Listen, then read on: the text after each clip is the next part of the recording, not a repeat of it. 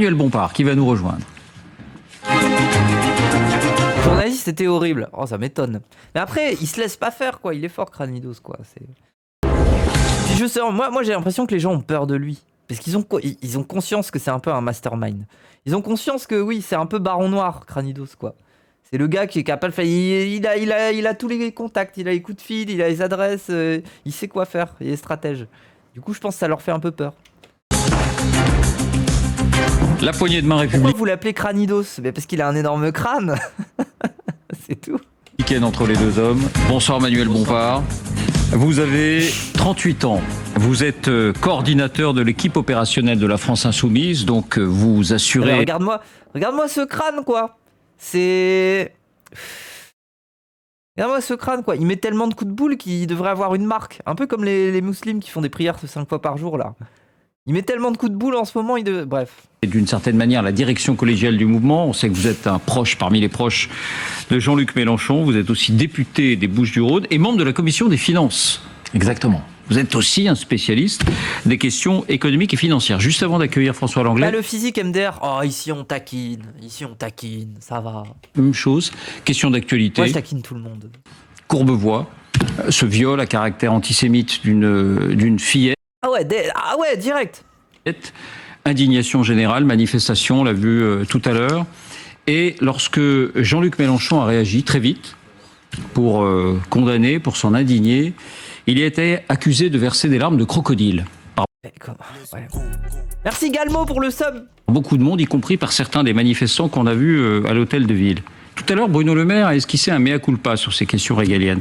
Est-ce que vous pourriez esquisser un mea culpa sur le sentiment d'ambiguïté que vous avez donné depuis... Ce pays est fou. Ah mais oui, mais même là, à l'espèce de marche blanche manif là qu'il y a eu à Courbevoie, t'avais des gens qui étaient en train de crier « Mélenchon assassin !» des trucs comme ça. Enfin, c'est fou, quoi. Enfin, bref, ouais. Des mois et des mois sur cette question de l'antisémitisme, ou est-ce que vous pensez que le monde entier vous en veut et vous a fait ce reproche? Ni l'un ni l'autre, David Pujadas. D'abord, je vais dire, bien sûr que je suis, comme beaucoup de gens aujourd'hui, horrifié par ce viol, parce qu'il révèle d'une culture antisémite et d'une culture machiste qui considère en quelque sorte les femmes comme des objets. Et je crois précisément parce que je suis horrifié et indigné comme beaucoup de gens. Je rappelle qu'on parle du viol d'une jeune femme de 12 ans. Oui. Je pense que c'est pas un sujet sur lequel, vous savez, il faut chercher à faire de la politique politicienne. Non, mais le sujet de la lutte contre l'antisémitisme, lui, est un sujet profondément politique. Oui. Oui, bien sûr, mais qui, à mon avis, mérite davantage que d'essayer d'aller chercher des responsables dans la classe politique, alors que, vous le savez bien, personne ne peut être d'accord avec ce qui s'est passé aujourd'hui. Et vous avez utilisé le terme d'ambiguïté, mais il n'y a jamais eu aucune ambiguïté dans notre dénonciation de l'antisémitisme, du racisme de manière générale. Et donc la question qui devrait nous être posée... Pardon, Manuel Bompard, vous ne reconnaîtriez à aucun moment qu'il y a pu avoir des phrases ambiguës, des sous-entendus qui viseraient à légitimer, Monsieur Pujadas, franchement, qui viseraient à légitimer ce qui s'est passé aujourd'hui? Non, je le reconnaîtrai jamais, bien évidemment. Aujourd'hui. Eh ben, vous voyez bien que vous faites un parallèle entre des choses sur lesquelles il n'est pas raisonnable de faire un parallèle. Donc maintenant, la question qui nous est posée, c'est comment on fait en sorte que ce type d'acte ne puisse pas se reproduire. C'est ça la question qui devrait tous nous intéresser. Et dans le programme... Manuel Bompard, vous avez tout fait tout juste sur ce sujet. Vous n'avez jamais... Personne dans la vie, Monsieur Pujadas, se fait tout bien et tout juste. Ça serait beaucoup d'arrogance de dire ça. Mais essayez de faire croire, comme l'a fait Bruno Le Maire à l'instant, et comme l'ont fait certains responsables politiques dans la journée, qu'il y aurait un lien en quelque sorte entre le drame qui s'est déroulé et les prises de position politiques de la France Insoumise, ça me paraît particulièrement infamant et mal. Oui, c'est horrible. À propos. Et moi, j'ai pas envie de rentrer sur ce sujet dans une forme de polémique politicienne. Oui, mais la question qui nous est posée, attendez, laissez-moi vous faites comme si les critiques étaient illégitimes. Ouais, elles le sont. Sur ce Quand sujet, Jean-Luc Mélenchon, parlant de Jérôme Gage, avec qui il est indifférent politique sur la question de Gaza et de ce qui se passe à Gaza, vraiment essayé, Monsieur Pujadas, il est retenu par la laisse responsable de du ses viol d'une adhésions. jeune femme de 12 ans. C'est un lâche de cette variété humaine que l'on connaît tous, les délateurs, ceux qui aiment aller susurrer à l'oreille du maître. L'intéressant est de voir s'agiter autour du piquet où le retient la laisse de ses adhésions. Ah oui, mais c'est vieux ça, c'est à l'histoire, c'est à l'époque où il s'était fait ban sa conférence de l'université de Lille, ça. C'est vraiment ce que vous êtes en train d'essayer de faire. Vous comprenez le caractère c'est trop infamant facile, de la question Emmanuel que vous me Bompard, c'est posez. trop facile. Non, c'est vous ce que vous faites. Parce que c'est la 50e fois, vous le savez bien, que ces questions vous sont adressées et que Mais c'est pas au ces bout de la questionnements sont 50e. faits. Mais c'est pas au bout Je de la vous cite la 50e phrase de que ça Jean-Luc devient Mélenchon une qui n'a rien vérité. à voir avec la fillette. La laisse de ses adhésions en parlant à Jérôme Guedj, c'est-à-dire l'avez dit vous-même, un ça n'a élu rien de à voir. confession juive. Ah oui, ça n'a rien à voir du coup. Mais ça n'a rien à Mais voir. attends, quoi? Ça veut dire, il y a une nouvelle méta? C'est-à-dire, dans l'histoire de la judéité, la laisse, c'est le symbole de, je sais pas. Il faut aller chercher encore un truc comme ça, c'est ça? La laisse de ses adhésions, du coup, la laisse, peut-être, je sais pas moi, genre, c'est peut-être qu'au 15e siècle. Ouais, je sais pas. Il parlait de sa participation au Parti Socialiste. Enfin, franchement, ne venez pas, s'il vous plaît, faire des parallèles entre de la polémique politique qui existe parfois dans une campagne électorale et ce qui s'est passé Il n'y a jamais eu aujourd'hui. de phrase ambiguë dans votre camp. Laissez-moi juste peut-être vous dire, il me semble que c'est ça qui serait important dans notre discussion. Qu'est-ce qu'on peut faire pour essayer de faire en sorte que ce qui s'est passé aujourd'hui ne se reproduise pas?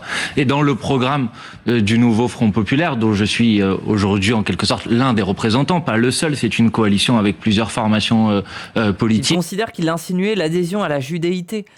Ah, en mode, la laisse de ses adhésions, c'est l'adhésion à la judéité, genre. C'est même pas une adhésion politique, c'est l'adhésion à la judéité, quoi. C'est ce qui est sous-entendu. Ouah, c'est trop grave, hein. Ouais, bref. Nous avons par exemple inscrit la nécessité d'un grand plan pluriannuel qui implique l'ensemble des ministères pour lutter contre l'antisémitisme, pour lutter contre le racisme, pour lutter contre l'islamophobie, pour faire en sorte que demain dans notre pays on ne puisse pas être pointé du doigt, discriminé en fonction de sa confession Et religieuse. vous voyez même cette manière de aussitôt l'inclure dans un an. Ce niveau, c'est de l'art. Mais moi, je pense qu'on devrait faire un jeu. C'est qu'on reprend un peu toutes les déclarations des gens de chez l'AFI et on essaye vraiment, genre à chaque fois, on essaye de faire des parallèles compliqués pour expliquer que c'est antisémite. Genre, ça pourrait être drôle un peu. Genre, par exemple, je sais pas, Rima Hassan, elle a dit bonjour. Et on peut dire, ah, bonjour. Mais elle a dit, peut-être qu'on peut faire un parallèle. Bref. Ensemble de sujets dont chacun Mais parce que Non, on le fera pas, non. vous pensez qu'il y a des discriminations pas importantes, monsieur Mais Pujadas? on pourrait le faire. Je ne suis pas en train de dire que l'une est moins importante que l'autre. Ce n'est pas ce que je suis en train de vous Est-ce que dire. c'est le sujet des discriminations d'antisémitisme? Non, là, c'est un sujet de manifestement d'un acte qui est un viol et qui s'accompagne d'un motif antisémite. Donc, On n'est pas sur une discrimination, vous en conviendrez. d'une discrimination.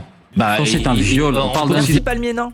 bien, enfin, pardon, si c'est antisémite, c'est qu'on considère que la victime est une victime en particulier en raison de sa confession religieuse. Vous en êtes d'accord? Oui, vous voyez bien Donc, que le il faut mot bien lutter contre discrimination, ça. ce qui peut avoir de...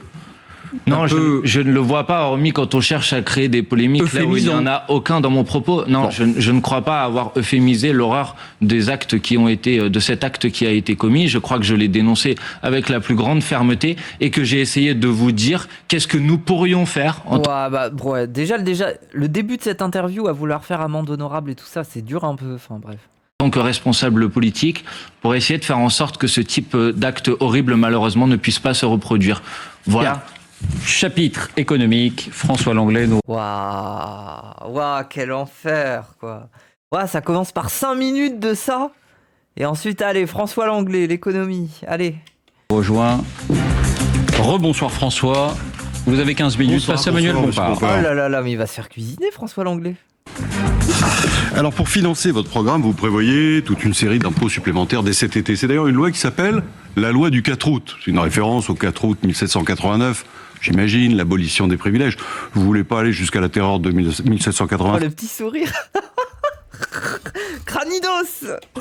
Oh là, vous commencez fort, monsieur Langlais. D'abord, je veux dire, contrairement à ce que j'ai entendu sur des plateaux de télévision depuis maintenant plusieurs jours, que pour financer le programme que nous voulons mettre en place, nous ne proposons pas d'augmenter les impôts. Parce que je sais bien Alors, comment... attendez, impôt laissez-moi sur le terminer, revenu. parce que si vous m'avez posé une Triplement question, de l'ISF. j'imagine que c'est que parce que vous souhaitez que je puisse y Je répondre. précise ma question, c'était Alors, juste une précisez entrée en votre matière, question. pardonnez-moi. Pardon, attendez, je vais prendre mon antihistaminique. Je suis allergique au pollen. J'en peux plus. Quelle saison de merde, hein. Ouais, rien qui va en ce moment. Impôt sur le revenu, triplement de l'ISF, CSG progressive, impôt sur les successions. Éric Coquerel, qui est membre de votre parti, président de la commission des affaires économiques à l'Assemblée nationale, des finances, parle de plusieurs dizaines de milliards. Les experts évaluent à 50 milliards. C'est un chiffre que vous confirmez, 50 milliards d'impôts supplémentaires dès cet été? Je vous réponds en toute transparence, Monsieur Langlais. Nous sommes en train de boucler le chiffrage du programme. Il sera présenté dans les tout prochains jours, sans doute. Ah ouais, on va se taper la vidéo de 8 heures de LFI là, qui explique le programme. Ah ouais. Ce vendredi. Donc vous verrez le détail précis. Mais ce que je voulais préciser dans votre question, c'est que je sais comment dans le débat public, on essaye en quelque sorte de faire croire Trop hâte. Est-ce que je ne sais pas si je ferai un réact de ça quand même. que ces hausses Oui d'impôts, voilà, un live pour Calivision. elles frapperaient l'ensemble de la population en quelque sorte de manière indistincte. Or précisément, la logique économique qui sous-tend à ce programme, c'est de considérer qu'il y a une catégorie, une partie de la population aujourd'hui qui bénéficie de ressources, de revenus, de patrimoine qui sont des patrimoines extraordinairement importants et qui ont évolué de manière extraordinairement importante ces dernières années, et que c'est sur eux qu'il faut concentrer l'effort fiscal. Quand on parle de rétablir l'impôt de solidarité sur la fortune, je pense que les gens qui nous écoutent, il y en a peu qui vont payer demain s'il y a un gouvernement du nouveau Front populaire à Matignon. Il y en a peu qui vont payer plus d'impôts. Putain, mais j'y pense, je suis désolé de le couper, c'est juste...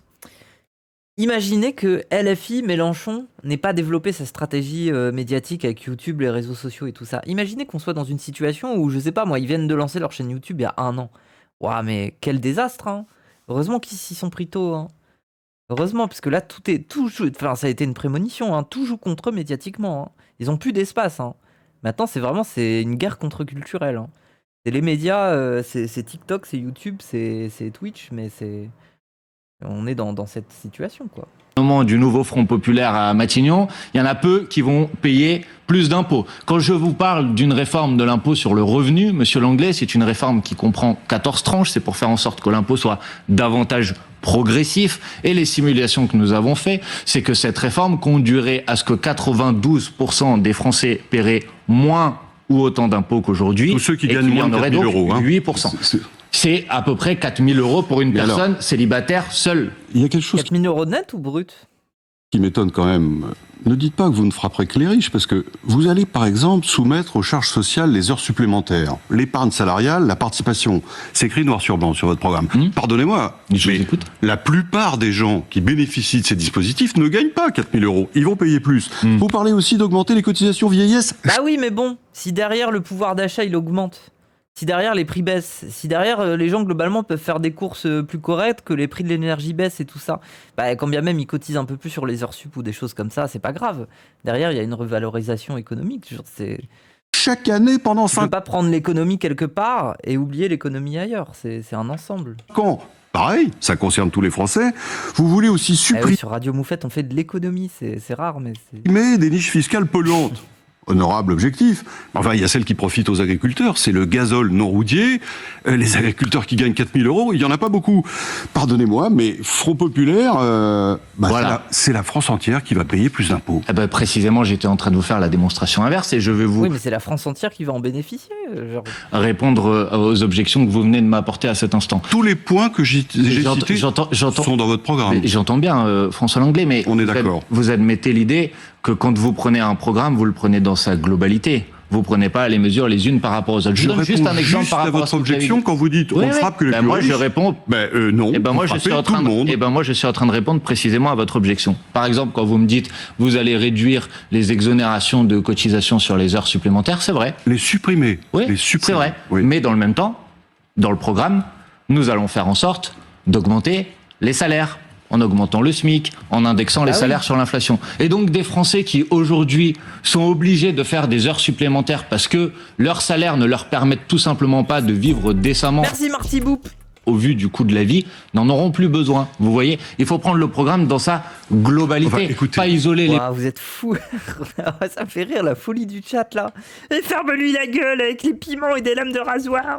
mesures les unes par rapport Ferme la fils de chien. aux autres. Quand même, Je vous dis que l'essentiel de la charge économique de ce programme, elle reposera sur la petite minorité qui, ces dernières années, excusez-moi de vous le dire, s'en est mis plein les poches. Et ça, je pense que les chiffres le démontrent. Record de versement des dividendes l'année dernière, autour de 100 milliards on n'est pas d'euros. tout à fait sur le même sujet, là, Augmentation hein. Oui. extraordinaire Là, pour le coup, des ça concerne fortunes des aussi milliardaires. Pardon. Une minorité, vous le disiez, hein, parmi nos téléspectateurs, gens qui perçoivent des dividendes, il ne doit pas y en avoir beaucoup. Et Quand même. donc, j'étais précisément en train de vous dire que c'est sur eux que l'essentiel de la charge, effectivement, devra peser, pas pour les sanctionner, mais tout simplement parce que quand on a davantage de ressources que d'autres, il est normal qu'on participe davantage que d'autres à la solidarité nationale. Vous n'avez pas peur de tuer la bête? Parce que la dernière fois qu'on a mis 30 milliards d'impôts sur Tu es la bête. la France un été, c'était en 2012, après l'élection de François Hollande. Résultat, croissance zéro pendant 3 ans. Ou pas zéro, mais très faible en Mais tout vous cas. avez l'impression que la politique économique qui a été mise en place... C'est pas mon j'entendais- sujet. Hein. Bah, moi, c'est mon sujet. On parle des années qui viennent, Oui. pas de celles qui sont derrière nous. Oui, ben on peut Bah, il vient de le faire. quand même regarder ce qui a été fait dans les années précédentes et essayer d'en tirer Et un il est fou. Il vient de lui dire regardez, le François Hollande, il a fait ça. Et après, il lui a dit non, on parle pas des années avant. bilan.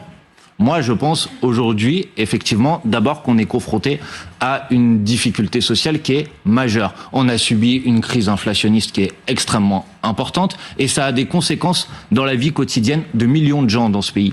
Il y a à peu près 40% des gens qui ont renoncé à un achat parce qu'ils n'avaient pas les moyens financiers pour pouvoir le faire. Et donc, j'assume de dire que, en arrivant au pouvoir dans quelques semaines, la première chose à faire, c'est de redonner de l'oxygène en matière de pouvoir d'achat. Voilà. Et ça, je pense que beaucoup de gens considèrent aujourd'hui que la C'est politique sûrement économique qui nécessaire. a été mise en Maintenant, place, si elle vous- ne leur permet tout simplement pas de vivre face à des difficultés sociales qui sont extrêmement Monsieur importantes. Bompard, vous m'accorderez que pour redistribuer, Oui. il faut d'abord produire. C'est-à-dire augmenter le pouvoir d'achat, on est tous d'accord, à la fois Ah, il casse son petit cours d'économie de merde là, c'est bon. par l'emploi, par les salaires, bien sûr. Mais il faut produire, il faut faire des Eh choses. ben moi, monsieur... Vous- Mais la France, elle va pas s'arrêter de tourner. C'est bizarre un peu. Vous vous attachez simplement à taxer et à redistribuer. Mais pas du on tout. connaît la méthode Mais les entreprises vont continuer de tourner. Je comprends pas. et ses résultats. Eh ben, Pardonnez-moi. moi- À chaque fois qu'on a fait ça, monsieur Bompard, Oui, je allez-y. précise ma question encore une fois. Précisez-la. C'est pas Quelque- tout à fait une question, c'est un point de vue, mais allez-y. Oui, enfin, qui suscite le débat. Quel que soit le pays qu'on regarde, quelle que soit l'époque qu'on considère, les expériences comme celles que vous vous apprêtez à mettre en œuvre, si on vous fait confiance, se traduisent toujours par les mêmes phénomènes. Les plus riches, ceux qui peuvent bouger, ils s'en vont. Eh ben non, on va les poursuivre. Et ceux qui ne peuvent pas, l'essentiel des gens, les classes moyennes, ils se réfugient dans le travail au noir. En fait, moi, ça me fascine qu'on dise ça, quoi. Enfin, ceux qui poursuivent leurs exilés fiscaux jusqu'au bout du monde, c'est les Américains. Et on est là à sucer l'Amérique et son modèle. Bon, après, on suce plus les Allemands que les Américains, mais les Allemands sucent les Américains aussi. Mais bref, ça me fascine un peu, même cet argumentaire, quoi. Ça veut dire qu'une France... Oui, voilà, ils partent sans leur baraque. Ils peuvent pas emporter. Enfin, à la limite, ils emportent avec eux. Ah voilà, et leur petit compte en banque là, ça va être un peu compliqué. Ils vont devoir le rouvrir ailleurs. Et du coup, bref, ils pourront pas emmener leur maison avec eux. Ils pourront pas emmener leurs meubles. Ils seront dans des hôtels, dans des paradis fiscaux, voilà. Sans entrepreneurs, sans chanteurs, sans acteurs, Mais monsieur, et une classe Vous pouvez moyenne... pas dire ça. Bah, excusez-moi de vous le dire, mais vous pouvez pas dire ça. Quand on a décidé, après l'arrivée au pouvoir de François Hollande, c'était en 2012 par exemple, d'introduire Des centaines. une taxation... Et nous, on garde les forces et les moyens de produire. Oui, bon, après, dose. Parce que n'oubliez pas que dans le monde tel qu'on vit, les moyens de produire, généralement, ils sont pas chez nous. Partez aussi de ce principe-là, quoi. Enfin, je veux dire, c'est généralement ce qu'on a dans les boutiques, c'est pas nous qui le construisons, quoi. Donc, Attendez. Des centaines de départs. Laissez-moi à ce moment-là. terminer vous en prie. juste une phrase, si vous voulez la bien. souveraineté, ça va mettre un peu de temps, quand même. Quand on a décidé, par exemple, d'introduire ou d'augmenter la taxation des dividendes, ça s'est traduit avec un impact qui était un impact Oui, positif. voilà, on relocalise, mais ça se fera pas en un seul temps, quoi.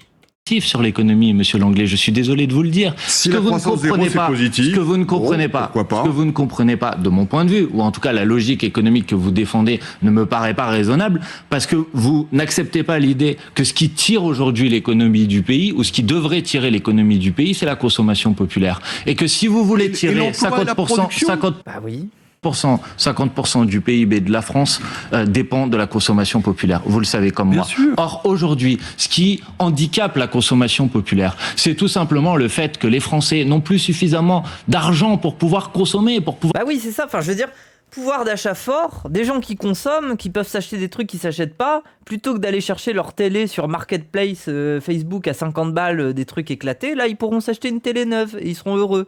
Et du coup, ça fera tourner l'économie. C'est déjà mieux que de considérer que l'économie, c'est d'avoir le compte bancaire des gens qui équivaut à un seau percé. Où tous les jours, il y a de l'argent qui ruisselle comme ça, que ce soit un abonnement à un truc, un tel, une mutuelle, machin. Merci, Jimmy. pouvoir se nourrir, pour pouvoir se Et là, on soigner, peut vous pour aller retrouver, monsieur Bompard. profiter de Après, quelques c'est loisirs. une question de méthode. Et donc je dis que le programme économique que nous défendons, c'est, contrairement à ce que vous dites, le meilleur programme, par exemple, pour les petites et les moyennes 1000 euros par mois, je vais consommer de fou. Ah, moi, je pense 1000 euros par mois, déjà, je me remets au shit. Non. entreprises. C'est le meilleur programme pour les artisans, parce qu'ils ont besoin de carnet de commandes pour que leur activité économique puisse fonctionner. Et que quand Si vous leur dites, redistribuez... c'est le gouvernement qui va augmenter les salaires. Écoutez-moi 2 secondes. Quand vous redistribuez de l'argent qui aujourd'hui est positionné sur des comptes bancaires parce qu'il est attribué à des gens qui ont beaucoup de moyens et qui épargnent, quand vous le redistribuez vers ceux qui n'ont pas d'autre choix que de consommer parce qu'ils ont besoin de consommer, vous entretenez l'activité économique au lieu de la contracter. Et je dis que c'est les choix économiques de ce gouvernement depuis des années et des années qui nous ont mis dans cette situation difficile. Si LFI légalise, ça fonctionne. Ah, mais moi, les gens, en vrai... Non, mais pardon, je parle du shit alors que ça parle d'économie. Non, mais en vrai, moi, j'attends ce jour depuis longtemps. En fait, j'attends qu'il y ait d'autres variétés qui nous soient proposées que le shit ou la weed turbo-chargée que tu trouves avec des dealers, quoi. Moi, j'aimerais bien pouvoir fumer un truc light. Parce que j'aime bien, en soi. Mais le problème, c'est que les variétés light, ça se vend pas, quoi. Enfin, entendu. Vous proposez aussi le blocage des prix. Hein. Vous voulez bloquer le prix des produits de première nécessité. Merci, Zef Arang. L'alimentation ou les produits de santé. Si vous contraignez un producteur de médicaments ou de pâtes alimentaires à vendre moins cher qu'il ne souhaite, à vendre sans faire de marge, qui couvre ses frais... Oh là, il y a de Bah, il y a quand même de la marge, c'est faux. la marge. Bah oui. Et, monsieur Bompard, il va tout simplement s'arrêter de produire. Par exemple, regardez, attendez. Coût de production 1 kg de pâtes. J'ai envie de voir, par exemple. Est-il rentable de faire des pâtes? Non, c'est pas ce que je veux savoir. On peut pas avoir le coût de production avec un coût ce qui donne 1 kg de pâtes.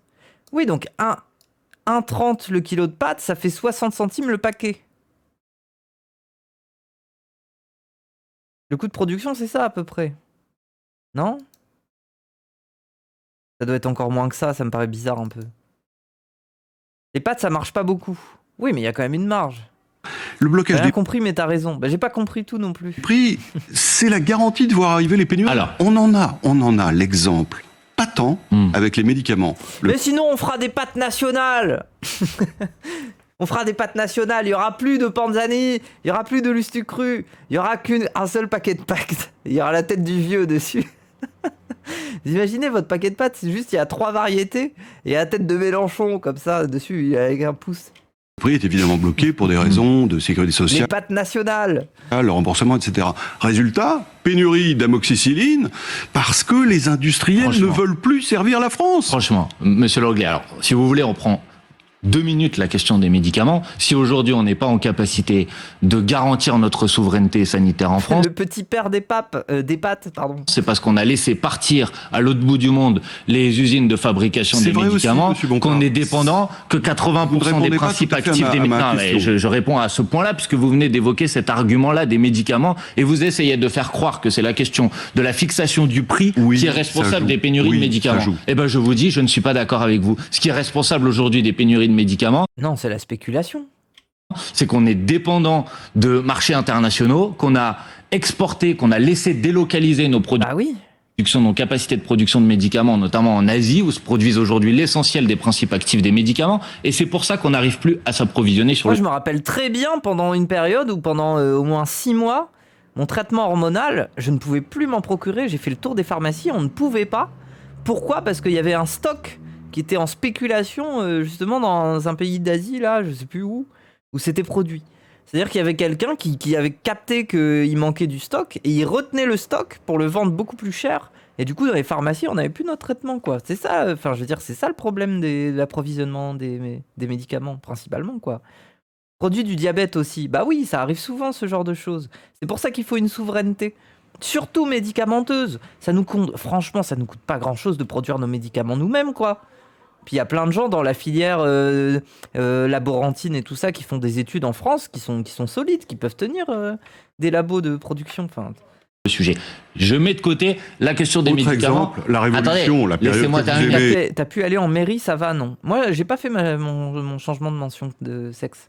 C'est trop long, c'est trop compliqué. Il faut faire tout un dossier et tout. Moi, je l'ai pas fait. Hein. On bloque le prix du pain. Pour ça, en vrai, si ça passe, je le ferai, quoi. Mais franchement, les boulangers François Langlais, ne produisent vous avez pas Après, besoin. je discute avec des potes et tout ça, et les gens, ils me disent, ouais, il faudrait le faire avant le fascisme, quand même. Et c'est pas faux. Peut-être que je vais me retrouver dans la merde parce que je l'ai pas fait. Et que ça sera impossible de trouver. Imaginez demain, j'ai plus Twitch, et on est dans le fascisme. Putain, il va falloir que je trouve un boulot alimentaire, et sur ma carte d'identité, il y aura un M. Waouh, l'enfer. Hein. Ça va être bien. Hein. Mais on bloque le prix du pain. Mais franchement, les boulangers François Langlais, ne produisent vous n'avez pas besoin d'aller jusqu'à la Révolution. Est-ce que vous savez qu'il y a des mesures de blocage des prix qui s'appliquent aujourd'hui en France à Oui, l'île de la bien Réunion? sûr. Il n'y a Bien pas de sûr. pénurie. Et il y en Vous a êtes eu en d'accord? France jusqu'en Est-ce que vous 1986. savez- Est-ce que vous savez qu'on a mis en place pendant la crise sanitaire des mesures de blocage des prix sur le gel hydroalcoolique? Il n'y a pas eu de pénurie. Donc ne dites pas Bah, ça. pardon, Ce sont il des y en a eu. mesures, les mesures de blocage des Putain, prix. il a juste dit pardon.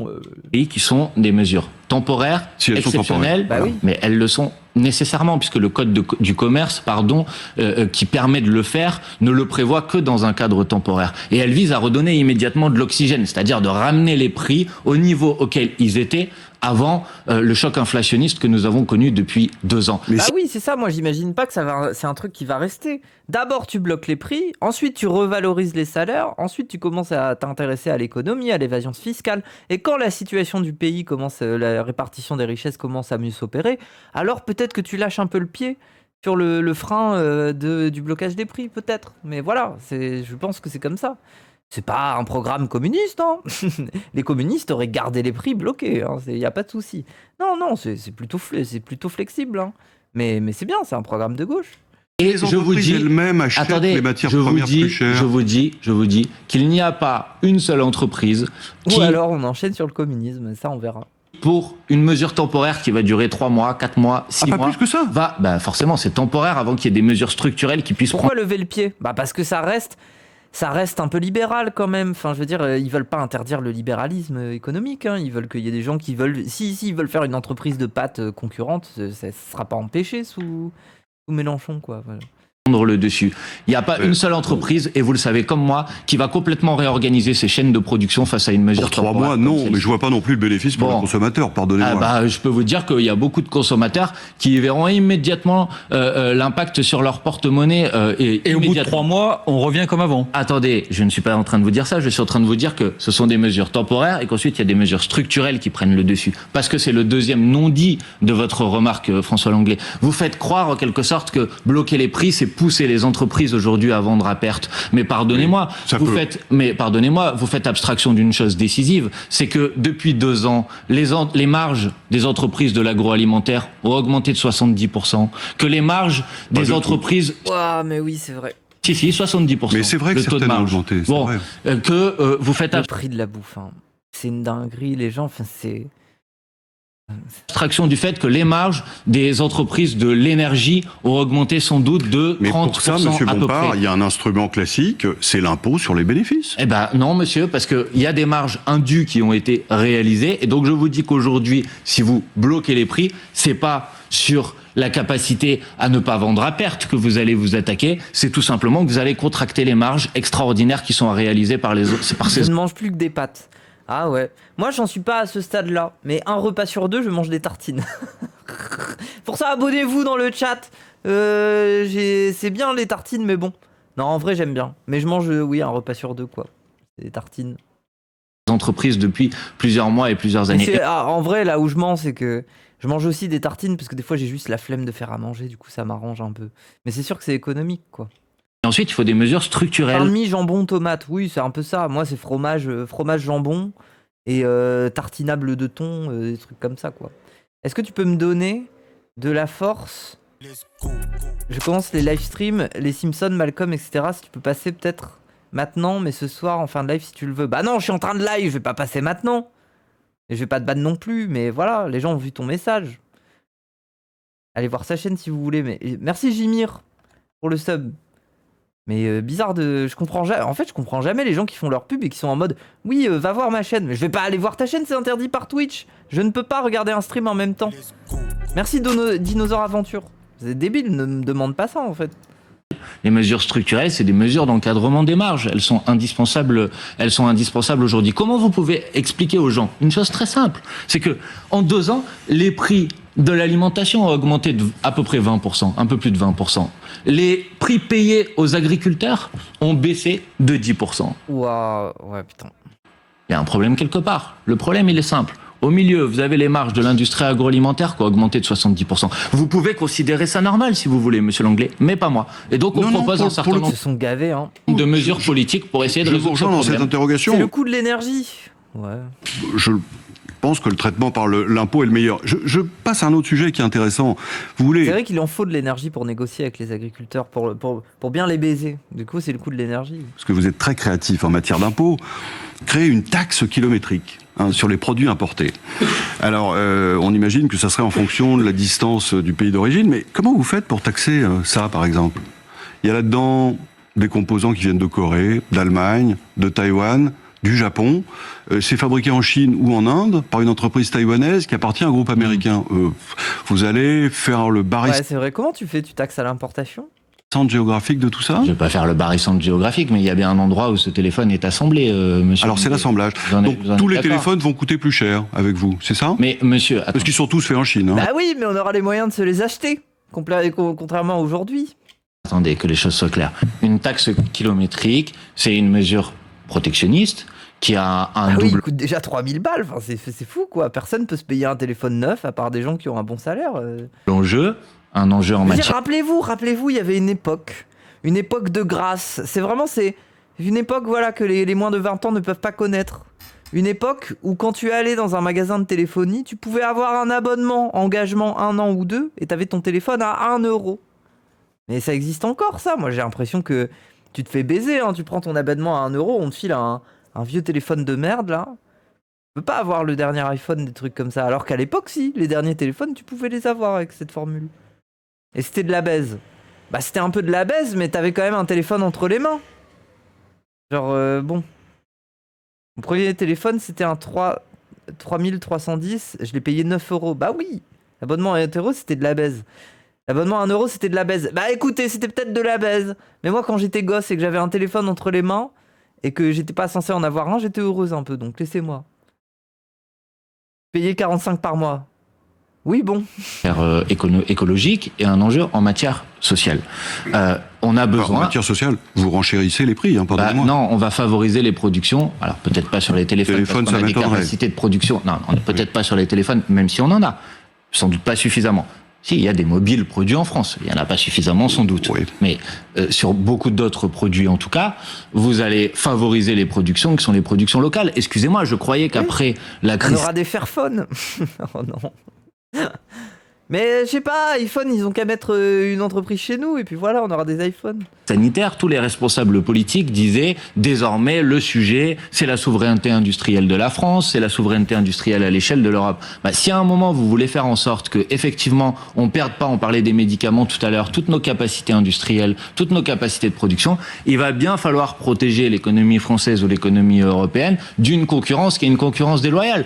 Hormis à m'expliquer qu'en quelque J'ai un Fairphone, c'est très bien en vrai. Ah ouais, c'est vraiment bien, ça tourne bien. Je sais pas, hein. C'est vrai que je sais pas. sorte, on sera concurrentiel sur le marché mondial à partir du moment où on aura aligné nos standards sociaux sur les standards sociaux de Chine ou du Bangladesh, ou nos standards écologiques sur les standards écologiques de Chine ou du Bangladesh. Et je ne pense pas que c'est ce que vous proposez. Donc à partir de ce moment-là, il faut bien qu'il y ait des mesures de protection qui nous permettent de garantir des mesures et un modèle social qui est avantageux pour les travailleurs français, qui nous permettent de garantir qu'il y ait des réglementations écologiques qui sont avantageuses pour notre lutte contre l'environnement, et qui en même temps nous permettent de ne pas être soumis à une concurrence totalement Il y a un gong. Il déloyale. y a même pas de temps de parole, il y a rien. Il y a même pas de temps de parole affiché, ils mettent un gong. Un gong chinois, justement. Oui. Ah, il faut savoir où il est fabriqué. Merci, merci François. Merci. C'est au Merci tour à de vous. Pierre Servant de venir vous interroger, Emmanuel Bompard, sur les questions internationales. Installez-vous, Pierre, vous aussi. Ah, Vous mais avez- c'est lui, derrière, je le voyais qui toussait là. Je trouvais qu'il avait une tête d'antagoniste. C'est parce qu'il doit l'interroger. avez 15 minutes face à Manuel Bompard, et je crois que vous vouliez commencer sur la Russie. Bonjour. Manuel Bompard, Oh là là là là, qu'est-ce qu'ils vont dire encore? Oui, vous êtes les alliés de Vladimir Poutine. bonsoir.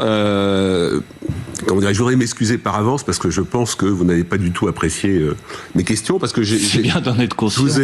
je vous ai observé depuis longtemps, j'ai re-regardé des interventions que vous avez faites, des déclarations. Il y a deux sujets qui vous font, comment dirais-je, rougir, et on sent que ça, il y a des poussées de, comment dirais-je, d'adrénaline. Non, mais il y a pas de, on peut tout à fait rougir sans être en colère, etc. Mais il y a deux sujets.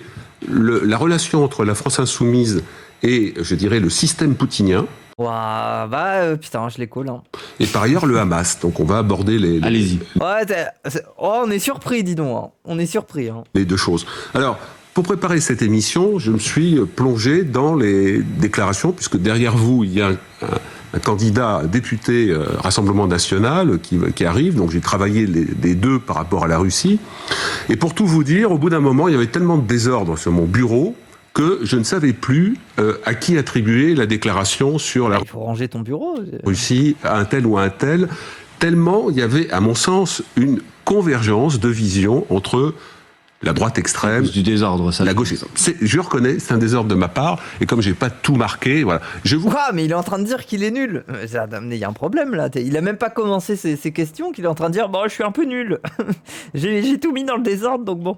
propose de regarder juste un exemple, mais parmi de très nombreux exemples, sur les déclarations faites par la France Insoumise et le Front National à l'époque, quand le président Hollande a décidé donc de suspendre la livraison de 2 bâtiments de guerre à la Russie. C'était Les après- Mistral.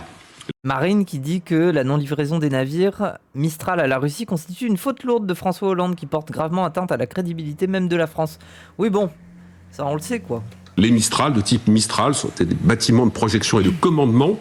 Pour l'instant, là, le RN, ils veulent pas trop dire qu'ils soutiennent Poutine, mais sur les plateaux, je sais pas si vous avez vu, les plateaux russes, là, ça les applaudit. Hein.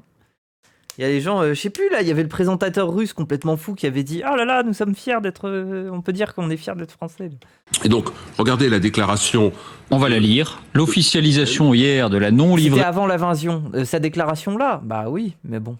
des Dire c'était pas compliqué de pré-shot que Poutine pouvait potentiellement envahir l'Ukraine. Hein. Genre on s'y attendait en fait. navires Mistral à la Russie constitue une faute lourde de François Hollande qui porte gravement atteinte à la crédibilité même de la France. Alors regardons la déclaration de Jean-Luc Mélenchon. Hein. Nous sommes en 2015, après l'annexion de la Crimée et l'invasion de Bah oui. Et en décidant, je la lis, avant Manuel l'attaque de Bompard. Vladimir Poutine sur l'Ukraine. Je la lis. Hein. En décidant de renoncer à la livraison des navires acquis par la Russie, François Hollande commet une trahison insupportable qui dévalorise totalement la parole donnée par notre pays. Oui, ça date. Je sais pas pourquoi en décidant de renoncer à la livraison des navires acquis à la Russie, François Hollande commet une trahison insupportable qui dévalorise totalement la parole donnée par notre pays. Mélenchon qui dit ça à l'époque. Ok.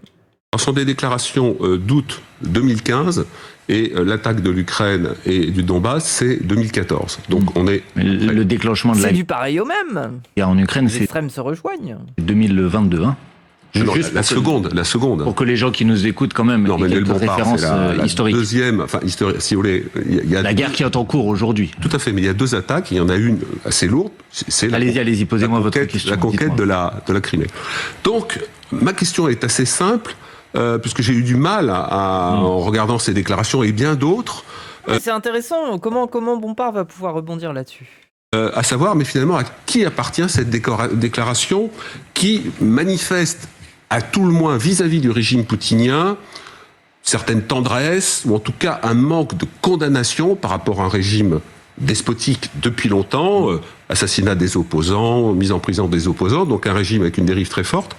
Ma question est très simple, est-ce que quelque part ça vous gêne de vous retrouver sur des positions finalement assez proches de l'extrême gauche par rapport au système poutinien? Là, je pense que vous vouliez dire l'extrême droite, mais je fais l'extrême droite, pardon, vous aviez il y avait raison. un peu de bordel Mais c'est bien, je vous remercie. sur votre bureau, Pour j'essaye de rectifier, préciser voilà, aussi c'est votre gentil. question. Ouais. Monsieur, vous auriez pu rajouter des images ou d'autres déclarations. Par exemple, vous auriez pu rajouter l'image de Emmanuel Macron qui accueille Vladimir Poutine à l'Élysée.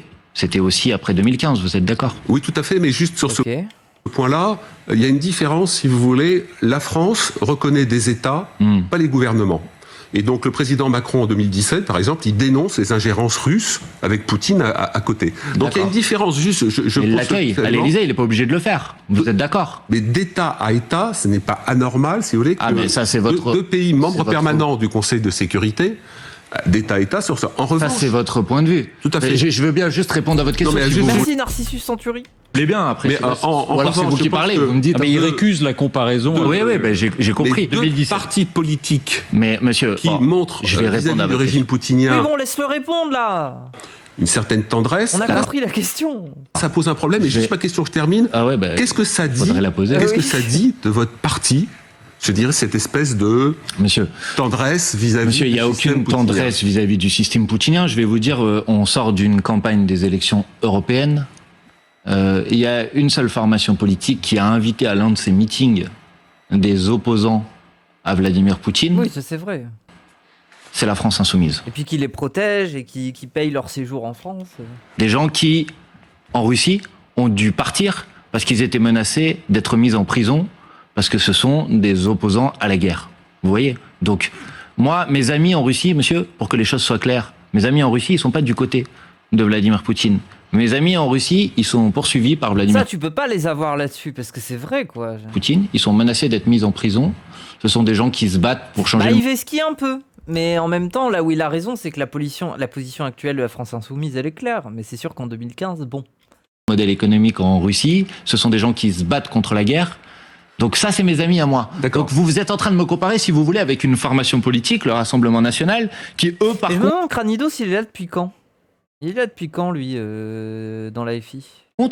ont réussi, par exemple, à Et il obtenir vient d'où d'ailleurs avant? Il vient d'où? Attendez. Le background de Cranidos.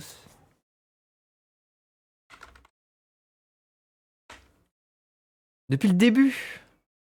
Manuel Bompard. C'est vrai que son background, je sais pas trop où il a étudié, machin. Il est né dans la Loire, il a grandi à Bourg-les-Valences, dans la Drôme. Ça a l'air passionnant. Son père est informaticien, puis exploitant agricole. Ça me fait rire que il y ait des images à chaque fois. Sa mère est fonctionnaire, il n'y en a pas. Dans le secteur du logement. Il y a 2 frères l'aîné qui travaillent dans le droit. Quoi, le droit? Pourquoi il y a un truc de... Bref. Le Benjamin de l'économie, études et professions. Il fait ses études à Paris. Il est diplômé de l'ENSIMAG. C'est quoi ça? Études nationales supérieures d'informatique et de mathématiques. Ah ouais, il a fait ça lui. Une école d'ingénieur grenobloise. Il est docteur en mathématiques. Ok. Après avoir soutenu une thèse de mathématiques appliquées en aéronautique à l'université. Waouh, mais c'est un crack!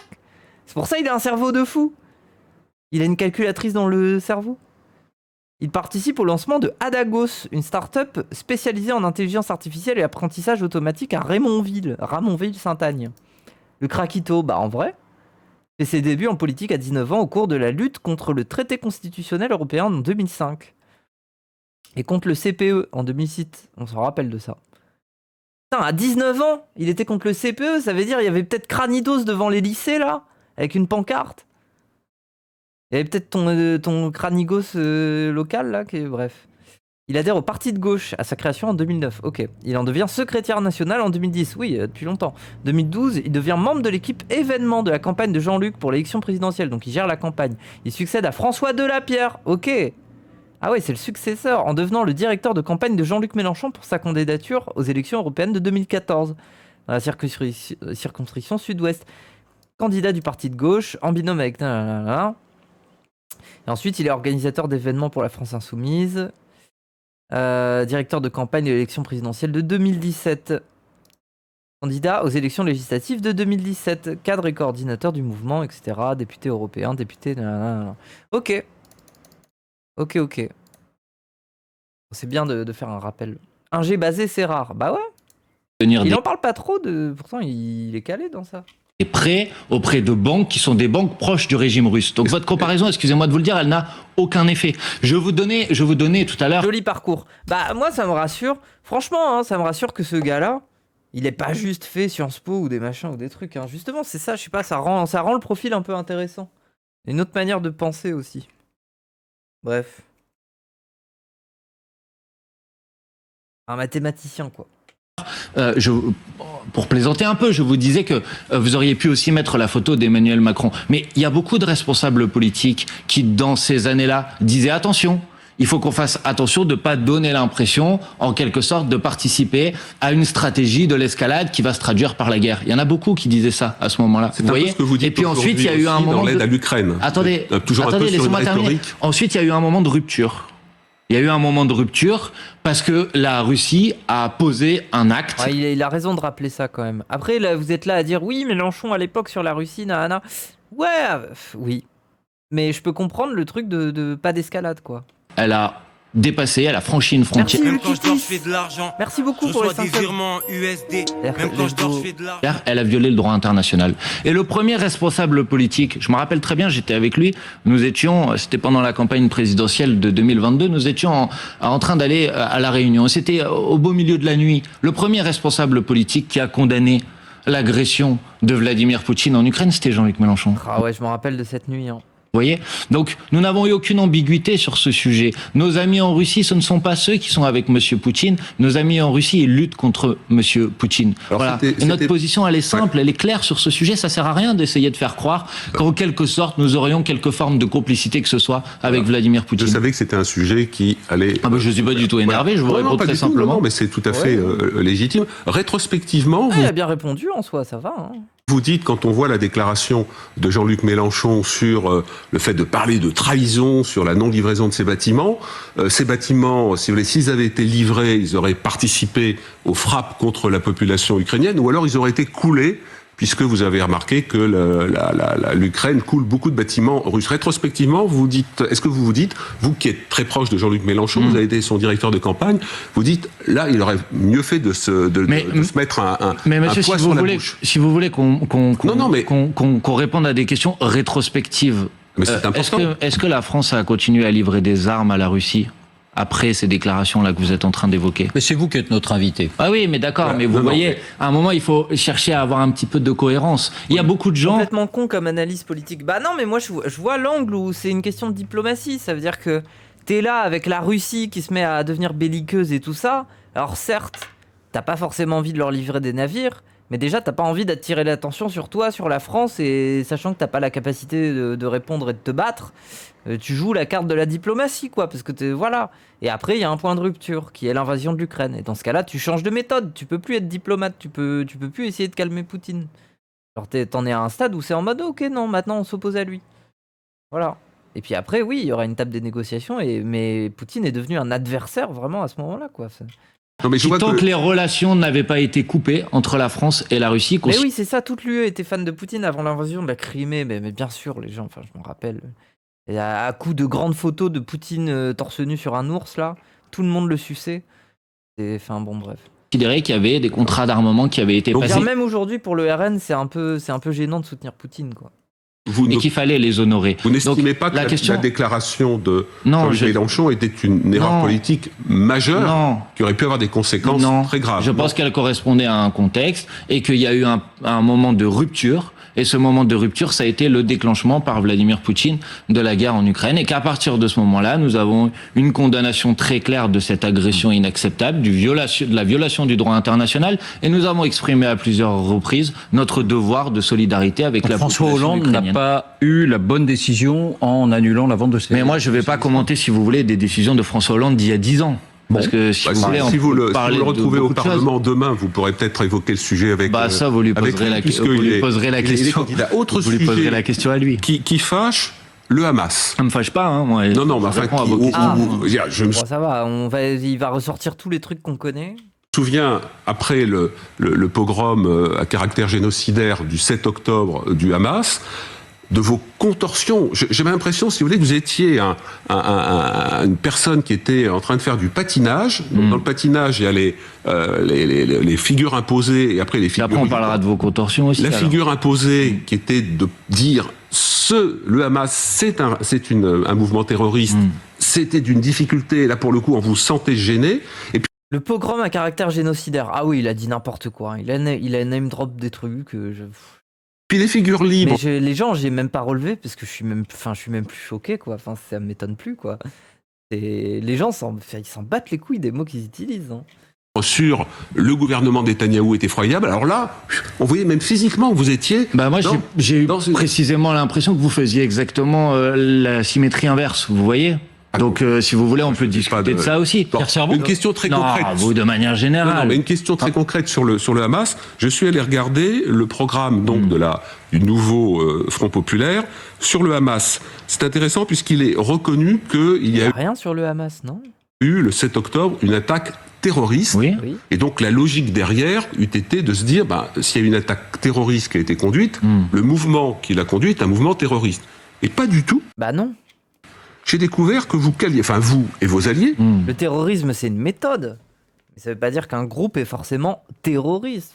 mais on me dit que... C'est très intéressant Vous avez comme pesé discussion. Parle. Ça va vraiment changer la mais je pense que vie des gens. Je pense qu'ils nous écoutent. Hein. Mais vous avez, écoutez, peut-être que C'est ça votre vous, ça vous programme. gêne. Hein, non, mais ça me gêne pas. Mais, Non, mais ce qui est important, ça me gêne pas. Mais je c'est d'avoir juste poser des questions et je vous c'est réponds. qui vous êtes, qui vous êtes.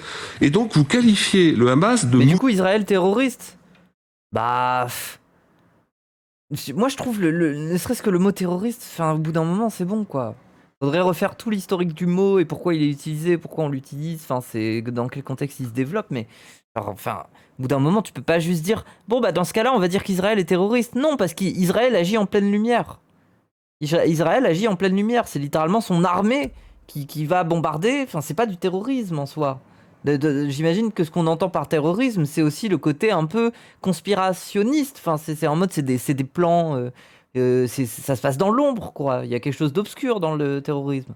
Des choses qui s'organisent à l'abri des regards. Et dans ce cas-là, oui, tu peux peut-être aller un peu sur ce truc-là, mais c'est... mouvement théocratique. Il l'est. Mais là, je saurais pas répondre sur l'origine du mot et tout ça. À un moment, je m'y étais intéressé, mais là, j'ai oublié. On peut dire d'Al-Qaïda, de Daesh, etc. Et pas de mouvement terroriste. Mais nous avons parlé de mouvements théocratiques et nous avons parlé de massacres terroristes dans le programme que vous êtes en train de citer. Donc ne cherchez pas à essayer de faire croire qu'il y aurait quelques formes. Chaque fois que vous êtes pointé. Mais je ne suis pas pointé, monsieur. Pas vous personnellement. Je ne suis pas pointé, mais vous êtes en train. Ambiguïté de votre mais il n'y a parti. aucune ambiguïté. Enfin, qu'est-ce que vous voulez que je vous dise de plus que les attaques du 7 octobre sont des massacres terroristes qui sont horribles, qui sont ignobles et qu'il fallait condamner avec toutes ses forces ce que j'ai fait et ce que je refais à cet instant. Écoutez. Voilà. Maintenant, vous pouvez, si vous voulez, essayer de venir discuter les mots, les phrases. Non, mais est-ce qu'il y a une forme Est-ce que vous avez l'impression que je légitime, que je donne l'impression que ce n'est pas très grave ce qui s'est passé le 7 octobre quand je suis en train d'utiliser les mots et les expressions que j'utilise? C'est un peu l'impression que la France. Si vous avez cette impression, vous vous trompez, monsieur. Parce que le grand débat, ça va être corsé pour lui. Hein. En fait, bref, il est bon, Bompard. Mais le grand débat, ça va être Bardella, Attal, lui. Mais globalement, les journalistes, ils risquent de lui poser des questions pour l'incriminer à chaque fois, lui, en fait, et pas les autres. Hein. Ça va être première question, Manuel Bompard, le Hamas.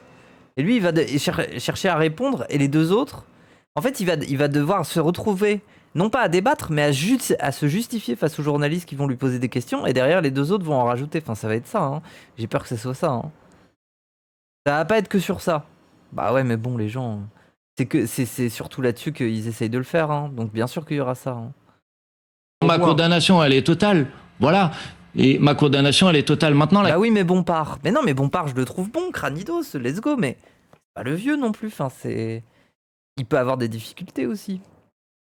question qui devrait nous être posée, parce que pardonnez-moi, on est quand même en train de discuter de savoir qu'est-ce qu'on s'apprête à faire dans ce pays dans 15 jours si un gouvernement du Front Populaire Mais ça gouverne le raconte pays. quelque chose Or, aussi, la façon. Il a les épaules, je suis confiant. On verra bien. Il sera peut-être dans la zone. Mais moi, je sais pas à quoi ça ressemble la zone Bompard.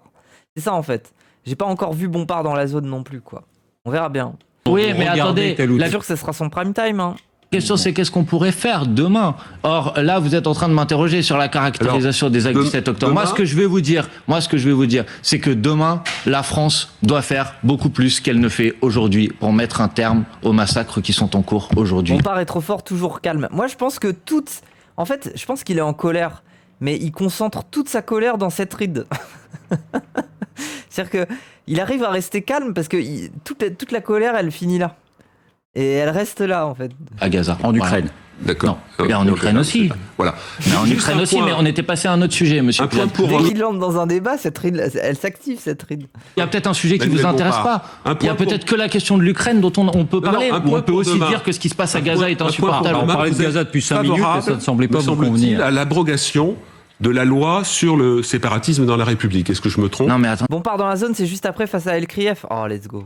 enfin franchement, on peut Non, d'abord... mais c'est vrai ou pas? De quoi? Est-ce que vous êtes favorable à l'abrogation de la loi sur le séparatisme dans la République? Est-ce que vous êtes favorable à cette abrogation? Je suis favorable à l'abrogation de cette loi qui contient des dispositifs qui ont été Voilà. dénoncés par C'est de bien- nombreuses c'est bien ce que associations j'avais de cru défense comprendre. des droits de l'homme et qui est une loi qui me paraît non seulement inutile, qui à mon avis ne change strictement rien aux problèmes auxquels on peut être confronté en France, y compris à la question de la défense de la laïcité qui est un sujet majeur pour moi. Mais en l'occurrence, la proposition qui est faite, franchement, n'apporte rien et met en cause, attaque un certain nombre de nos libertés fondamentales. Il n'y a pas que moi qui le dis, les grandes associations de défense des droits de l'homme dans notre pays le disent. Mais je trouve que vous êtes parti assez vite d'un sujet à un autre. Non, c'est tout à fait. Je pense que vous voulez pas le voir, ça vous gêne. Non, mais c'est pas que je veux pas le voir, monsieur, je veux bien tout voir, je réponds à votre question. Ça permet de savoir où se trouve votre centre de C'est gravité. quand, s'il vous plaît, le débat à Tal-Bardella-Bompard? C'est le 25 juin à 19h?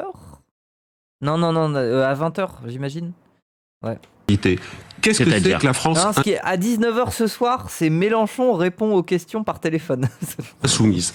Et donc, quand je vois sur le Hamas ces espèces de circonvolutions... Mais il n'y a Ah, aucune ben, circonvolution, monsieur, vous pouvez répéter 3 fois la même phrase. Vous dites qu'il y a des tas d'associations. Ben oui, et la défenseur des droits. Mais sachez Bah, je sais pas, écoutez-les, c'est des organisations Mais indépendantes. pourquoi Ou alors c'est vous qui avez raison sur Non, tout, non, pas et tous du les tout. autres n'ont raison sur Non, rien. c'est- Mais c'est un peu fatigant, en fait, la manière avec laquelle Bah vous voilà, posez des je savais questions. que je vous fatiguais parce non, que mais c'est parce que vous me posez pas n'aimez vraiment pas. des questions, en fait. Vous me donnez votre avis en permanence. Et j'ai écouté tout à l'heure l'interview qui vient de se dérouler avec Bruno Le Maire. J'ai remarqué que le ton n'était pas du tout le même. Bon, mais Parce qu'il répondait plus directement. Bah, peut-être. je réponds très directement à vos questions. Non, en mais fait. vous dites m'avez que c'est pas la posé bonne des questions question. sur la C'est Russie. pas le bon terrain. Je vous ai répondu. Très Vous me concrètement. posez des questions sur les actes horribles et terroristes qui ont été commis par le Hamas le 7 octobre. Je vous ai répondu. Je vous ai dit ensuite ce que nous considérions que nous devions faire, nous, la France, en soutien à la population ukrainienne.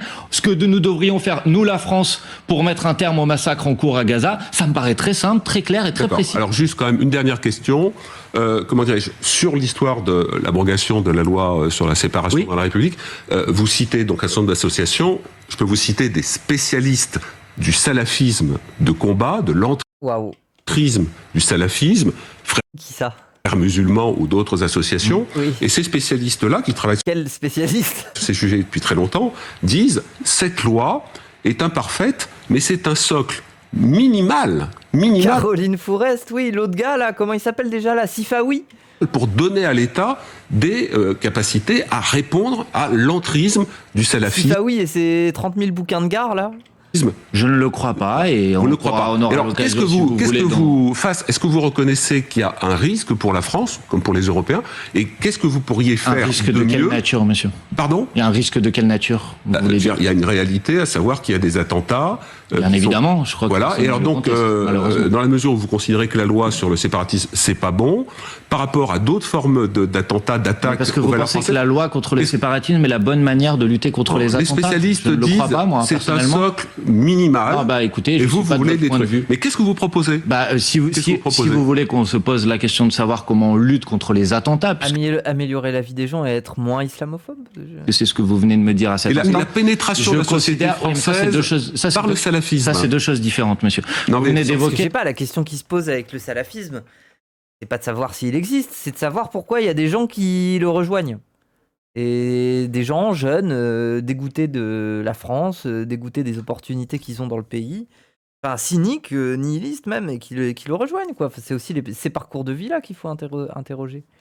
Faut faire du social. C'est triste à dire, mais... Et la question des attentats, je vous dis que si on veut lutter de manière encore plus efficace contre les risques d'attentats, et qui est effectivement, je pense, une préoccupation majeure pour les Françaises et les Français, je crois que la question qui nous est posée, c'est comment on renforce nos dispositifs de renseignement. Donc comment on fait en sorte à l'Assemblée nationale, par exemple, d'avoir... Oui, en plus, salaf, le mot, oui, bon, bref. J'ai oublié de relever, mais oui. Des budgets supplémentaires et concentrés sur une police de renseignement, une police d'enquête. Oh, le gong de con là. Ah mais putain, mais son minuteur de con, il est juste là en fait. C'est pas... Voilà, ça me paraît une manière crédible de lutter contre les risques d'attentats. Davantage, à mon avis, que cette loi sur le séparatisme, et qui, à mon avis, n'a aucun J'aime bien parce que leur gong, il sert à rien, il finit sa phrase. rapport avec les attentats. Ça, c'est la fin des 15 minutes, mais peut-être simplement la fin de votre réponse, Manuel Bompard, sur Routel Krief. la lutte contre l'entrisme de ces mouvements dans la société française. Mais la lutte, monsieur, c'est réaffirmer les principes de la laïcité, à Qu'est-ce que ça veut dire l'entrisme dans la société française? Alors moi vraiment c'est ce que je me demande, ça veut dire quoi les salafistes comme ils disent? Ils ont un média, ils ont des lobbies à l'Assemblée, ils ont des business. Ah bon moi non, le seul business qu'ils ont c'est de, j'imagine, de vendre des poupées sans visage à Roubaix. C'est ça quoi. Non mais je veux bien savoir, la viande halal peut-être, c'est quand t'achètes de la viande halal, en dessous il y a un message et il est marqué rejoins le terrorisme. Peut-être, je sais pas. Je me demande vraiment, c'est quoi ça, au bout d'un moment, c'est parler d'entrisme dans la société, mais où, comment, genre, c'est, oui, comment en fait?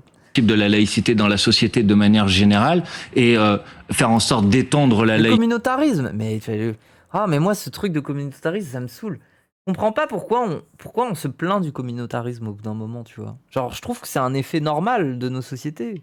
Sur l'ensemble du territoire national. Voilà, ça c'est des propositions qui sont dans notre programme. Et réaffirmer, vous voulez dire Je veux dire réaffirmer, faire appliquer la loi de 1905, toute la loi de 1905, rien que la loi de 1905 en entier, comme nous l'avons toujours défendue. Pour la lutte contre l'entrisme. C'est une grande naïveté, visiblement. Vous ne connaissez pas suffisamment, je dirais, l'influence des différents mouvements. Mais en plus, on est anti-communautariste dans l'idée. Mais moi, en fait, je trouve que la question du communautarisme, c'est que tu vas pas forcer les gens à arrêter de faire communauté.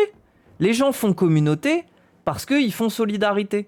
En fait, désolé, mais le monde néolibéral veut individualiser les gens et en faire des pions responsables d'eux-mêmes et avec ce modèle de pensée, et qui se mettent tout sur le dos, à savoir le modèle méritocrate si jamais ils réussissent pas dans la vie ou s'ils réussissent dans la vie. Enfin bref, vous comprenez un peu le fonctionnement. Le communautarisme, c'est un truc qui existe dans tous les cas, parce que les humains, même dans un système comme ça, ils font communauté entre eux.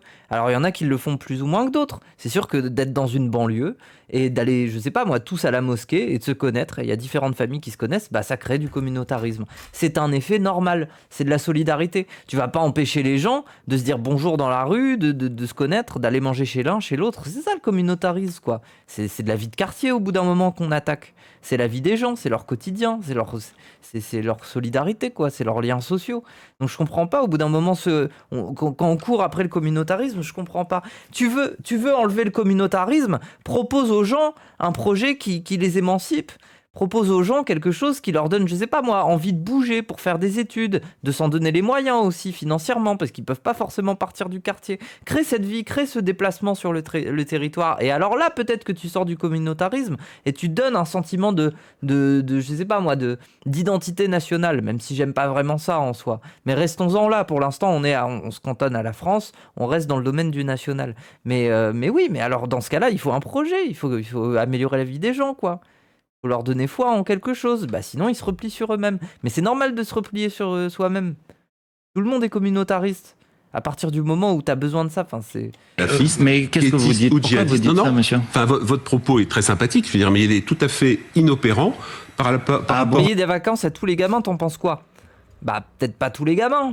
Il y en a qui en ont les moyens. Mais moi, les gens, franchement, genre, par exemple, les sorties scolaires, ça devrait être gratuit, hein. Les sorties scolaires, aller au ski ou machin, les trucs, ça devrait être gratuit. C'est terrible. Je sais pas. Une réalité. Bah, c'est vous qui étiez en train de m'expliquer, monsieur, que la loi. Je dis ça parce que j'ai fait partie de ces enfants qui n'ont pas pu partir en voyage scolaire parce que la daronne n'avait pas assez de sous. Hein. Moi, ça m'a fait souffrir quand j'étais jeune. Alors, par pitié, Après, je me plaignais pas. Hein. Moi, je restais à la cité, on faisait un foot. L'été, c'était ça, quoi. C'était cool. Mais c'est sûr que j'avais le seum quand même quand je voyais les gens partir en classe verte, quoi. Mais bref. Non, ça, monsieur. Enfin, votre propos est très sympathique, je veux dire, mais il est tout à fait inopérant par rapport à une réalité. Bah, c'est vous qui étiez en train de m'expliquer, monsieur, que la loi contre le séparatisme était la meilleure manière de lutter contre les attentats. C'est la classe où on est 3. Mais oui, en plus, l'horreur, c'est que tout le monde partait en classe verte. Et tu te retrouvais, et il y avait des classes où il y avait même genre 3, 4, 5 personnes qui restaient. Et les profs, ils étaient gênés parce qu'ils savaient que les autres, ils profitaient, ils prenaient des vacances, mais eux, ils devaient continuer à faire une espèce de cours un peu bizarre aux élèves qui n'avaient pas les moyens de partir. Et du coup, ils avaient de l'empathie. Et ils étaient en mode, bon, bah, on va rigoler un peu, on va faire un cours sympa. On peut faire un jeu en classe. Et toi, t'étais en mode, oui, bon, on n'est pas censé être là, quoi, j'ai bien compris. Personnellement, c'est plutôt votre propos que j'ai trouvé très naïf et inopérant. Vous voyez, mais chacun son point de vue. Bon, eh bien écoutez... La cantine, quelle injustice la cantine, hein, c'est une dinguerie. Je vous laisse entre les mains de ma consoeur Ruth Elkrief. À tout à l'heure. À bientôt. Pierre, c'est Ruth maintenant qui nous rejoint, Ruth Elkrief, pour les questions politiques et autres questions. 15 minutes aussi pour C'est vous. horrible, enfin vraiment la cantine, le fait que la cantine soit pas gratuite, mais bordel, déjà t'envoies un gamin, des fois il est même pas assez grand pour s'habiller tout seul. C'est limite si on vient à peine d'arrêter de le torcher, et il se retrouve dans un établissement où on le force à aller.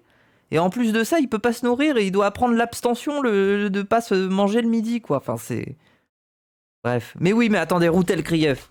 Ma consoeur Ruth Elkrief. À tout à l'heure. À bientôt. Pierre, c'est Ruth maintenant Et qui du coup, nous elle vient pour quel sujet ? Elle va parler de quoi ? rejoint, Ruth Elkrief, pour les questions politiques et autres questions.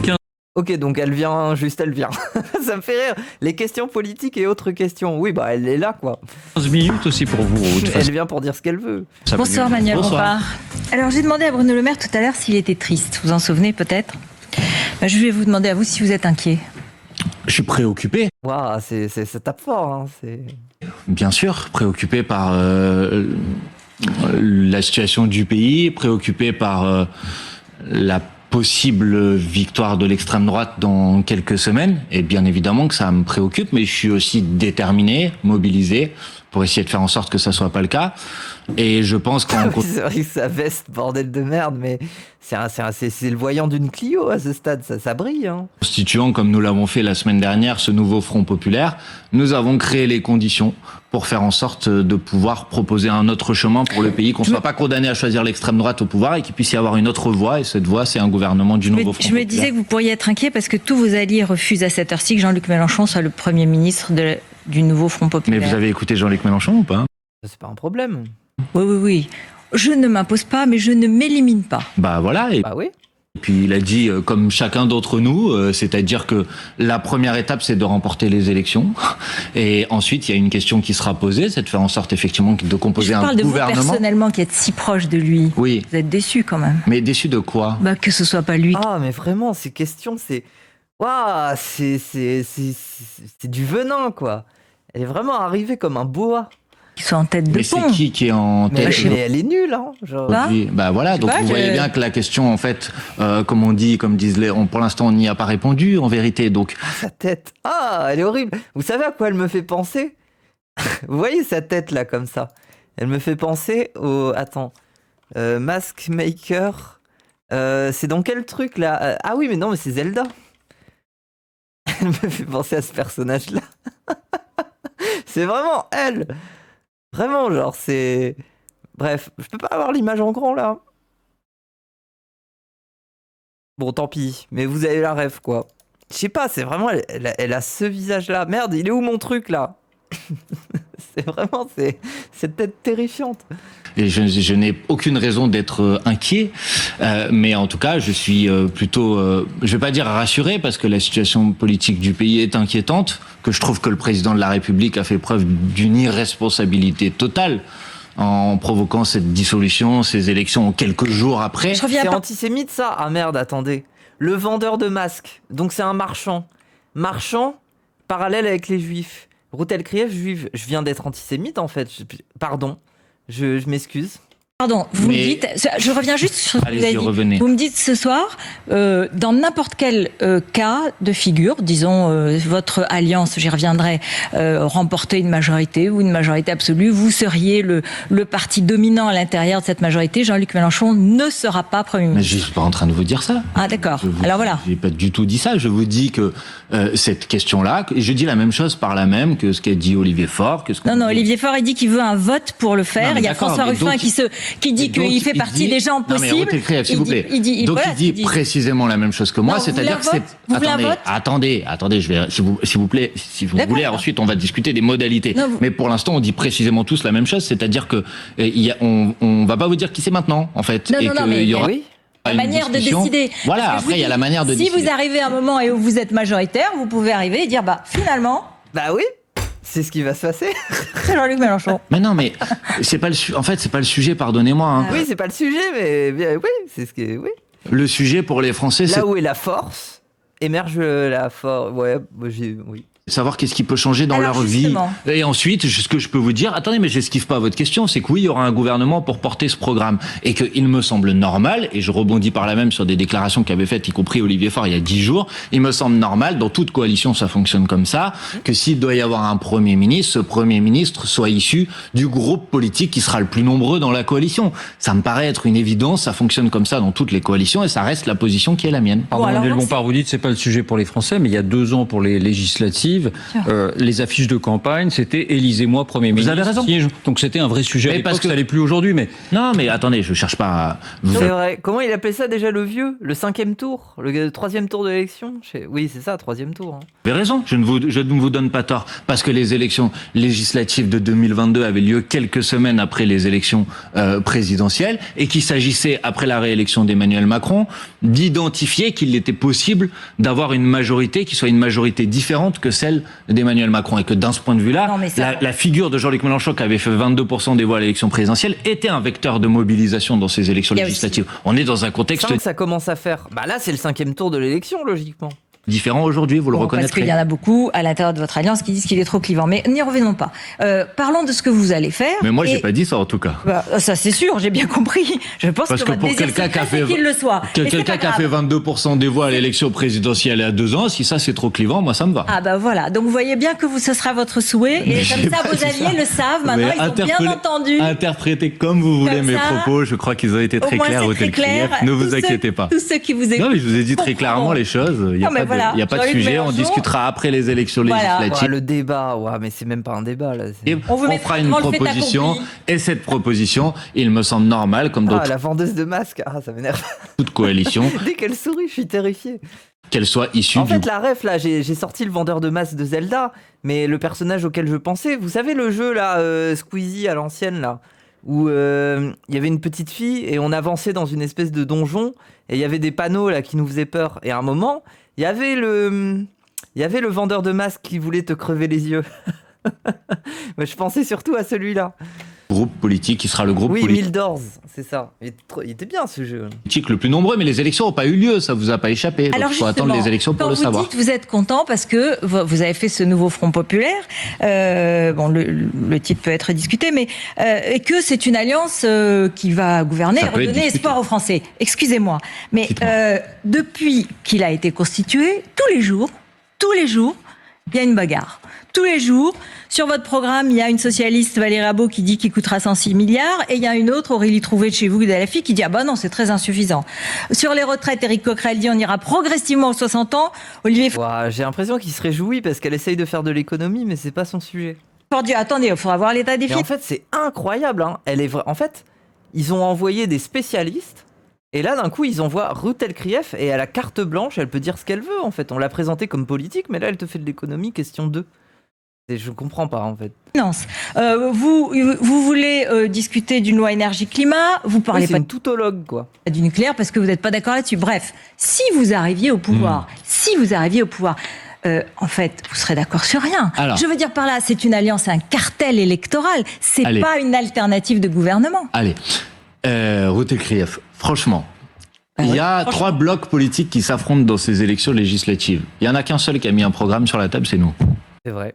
Donc, en l'occurrence, s'il y en a bien un bloc qui est uni autour de propositions politiques communes, c'est nous. Hormis à ce que vous me disiez quel est le programme du Rassemblement national. C'est pas mon sujet, moi. Bah oui, mais moi, c'est mon sujet. Moi, je vous dis que donc, il y a un programme. Vous n'êtes pas d'accord, même que vous avez signé un programme. Vous avez signé un bout de papier. Oui. Par contre, il me fait peur, ce gars-là. Là. Il y a un programme. il est dans l'image. Hein. Vous n'êtes c'est son némésis, quoi.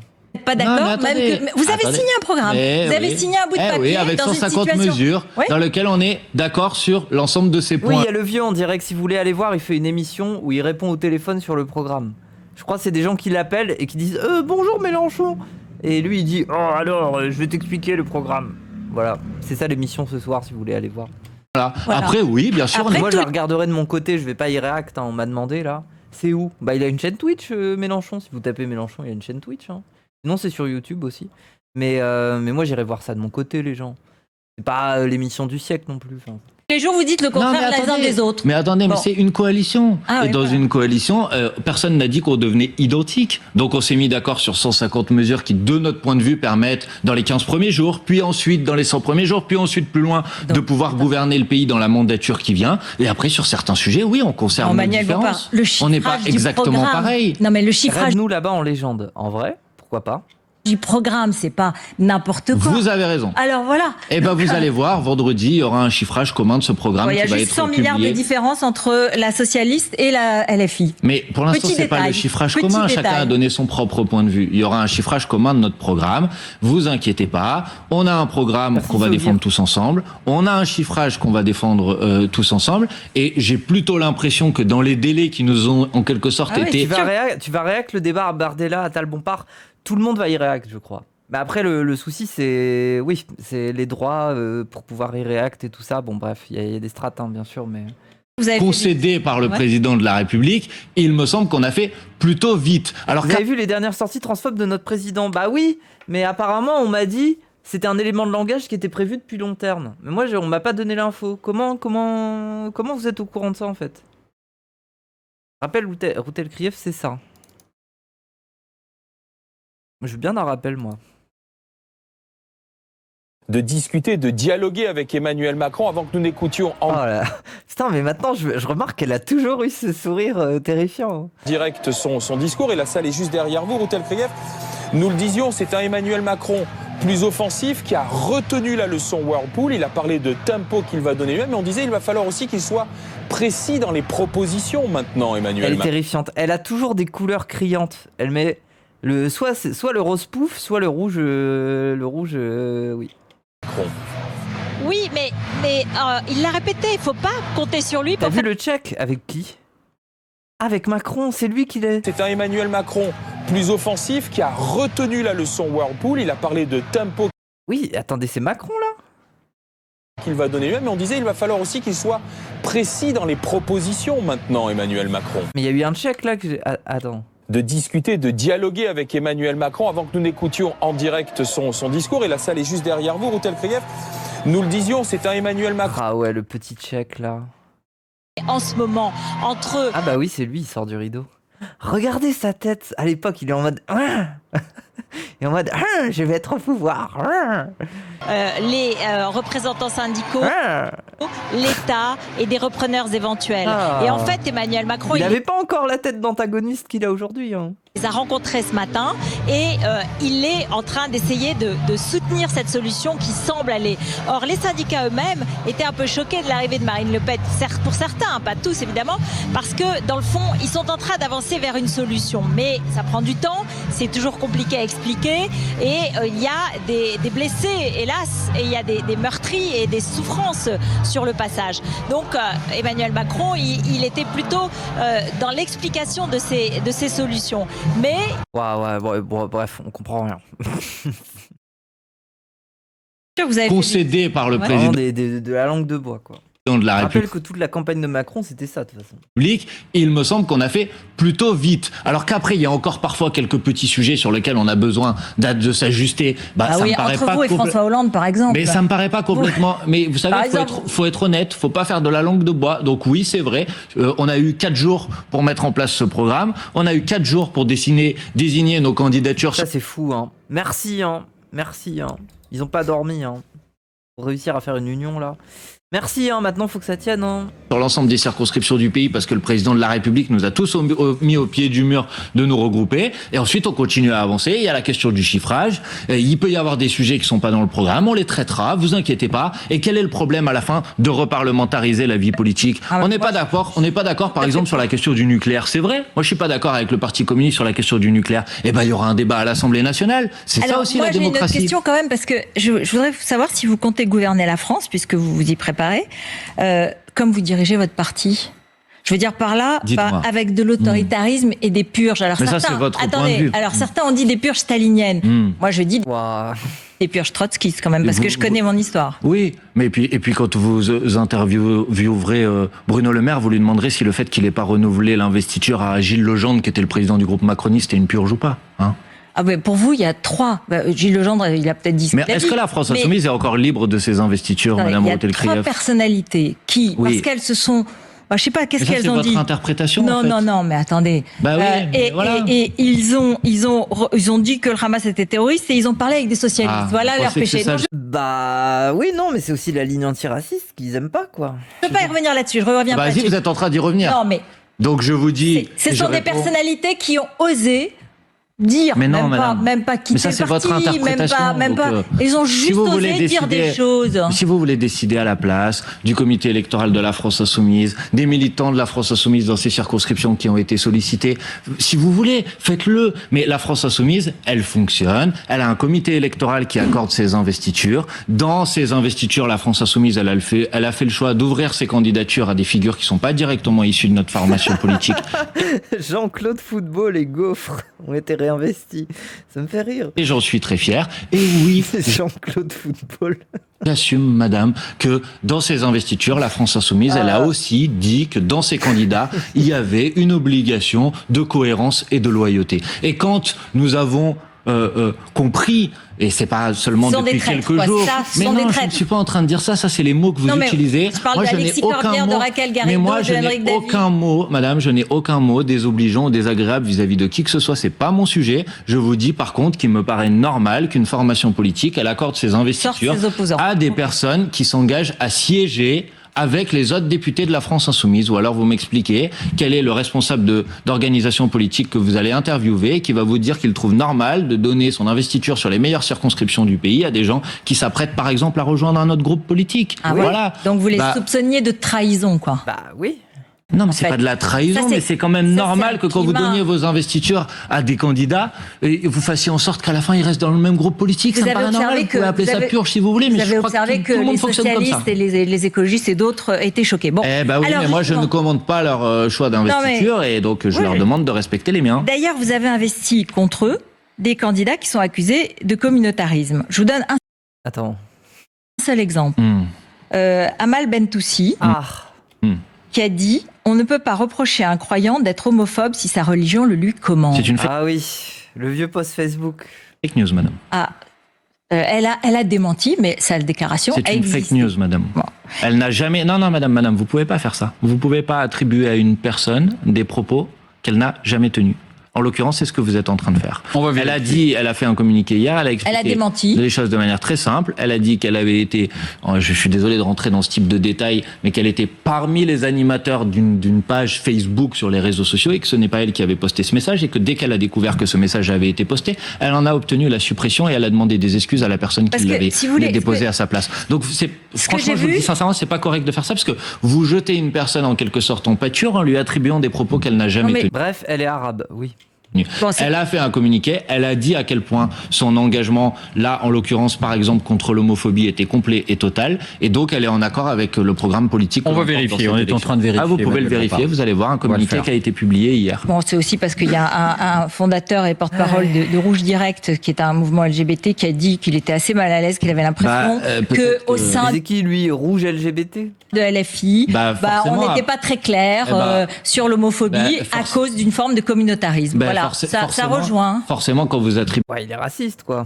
À des gens des propos qu'ils n'ont jamais tenus, ça m'étonne pas ensuite qu'il y a des gens qui trouvent qu'effectivement ça pose des problèmes. Mais il y a des Arabes et des musulmans LGBT aussi, enfin, avec toutes leurs contradictions que ça suppose, mais ils existent. C'est comme ça. Oui, mais là, c'est pas très correct pour les gens. On efface comme ça, on ne répond pas. Alors, mais, madame, attendez, ne dites pas ça, s'il vous plaît. Ne me dites pas on efface comme ça, on répond pas. Je ne vais pas répondre à quelque chose qui est faux. Vous en êtes d'accord? Sur l'immigration. Donc là, pardonnez-moi, c'est pas moi qui ne veux pas répondre à votre question, c'est vous qui dites quelque chose de faux et que vous attribuez à une personne des propos qu'elle n'a jamais tenus. Donc, excusez-moi que je trouve ça pas super correct dans la cohérence de notre débat. On vérifie et puis on en fera part. Ouais, sur l'immigration. On vérifie, oui. Vous avez annoncé que on va voir s'ils vont vérifier. Vous vouliez abroger toutes les lois pour contrôler l'immigration. Vous voulez créer un statut de réfugié climatique. Non, pas toutes les lois. Ah si, vous avez toutes les lois. Terminez votre question. De contrôle. Jusqu'à quand? Et je sais pas, mais enfin les dernières. Voilà. Quoi, hein. Les dernières, on est d'accord. Est-ce que, quand vous voyez qu'il y a 31% et demi de Français qui ont envoyé un message qui était de dire moins d'immigration, plus de sécurité, est-ce que vous avez l'impression que c'est la bonne réponse pour eux? Mais madame, la question c'est quelle réponse on y apporte? Ah oui, c'est ça. Enfin, je veux dire, on peut pas se priver d'aller sur ce terrain. On n'est pas obligé d'aller dans le sens du vent non plus. Non, vous dites no border, c'est-à-dire on ouvre toutes les frontières. Non, madame, je n'ai jamais dit no border. Notre position politique n'a jamais été no border. Je dis qu'il faut changer de logique, qu'il faut en quelque sorte sortir de cette idée qu'en votant une loi de plus en plus répressive sur l'immigration tous les 18 mois, parce que c'est ce qui s'est passé à peu près dans ce pays depuis 50 ans, quel est le résultat ? Parce que moi, je peux vous prendre la logique dans l'autre sens, madame. Ça fait depuis 50 ans que tous les 18 mois, on vote une loi plus répressive et le Rassemblement national n'a jamais été aussi haut. C'est peut-être parce que les politiques qui ont mis en place ne sont pas les politiques à mettre en place. Donc je ne suis pas en train de vous dire no border. Je suis en train de vous dire d'abord qu'il faut s'attaquer aux causes des migrations parce qu'on part jamais de son pays par plaisir. Deuxièmement, qu'il faut garantir et créer les conditions d'un accueil juste. Pardon, qu'est-ce que vous voulez dire les causes Qu'est-ce qui pousse les gens à partir? On ne part jamais par bonheur, par plaisir. Donc, le pillage des ressources, la vente d'armes, les guerres, France-Afrique, il y a plein de raisons.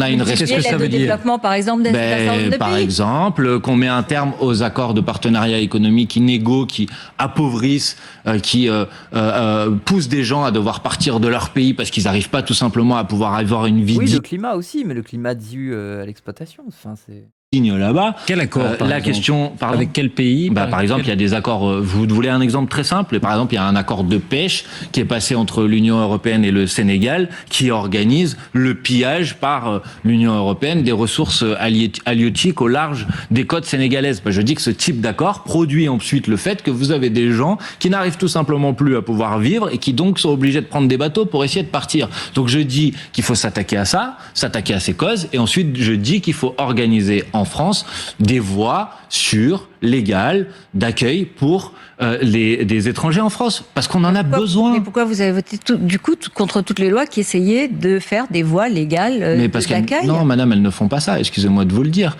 Moi, j'assume par exemple de dire qu'il faut régulariser l'ensemble des travailleurs sans papier en France aujourd'hui.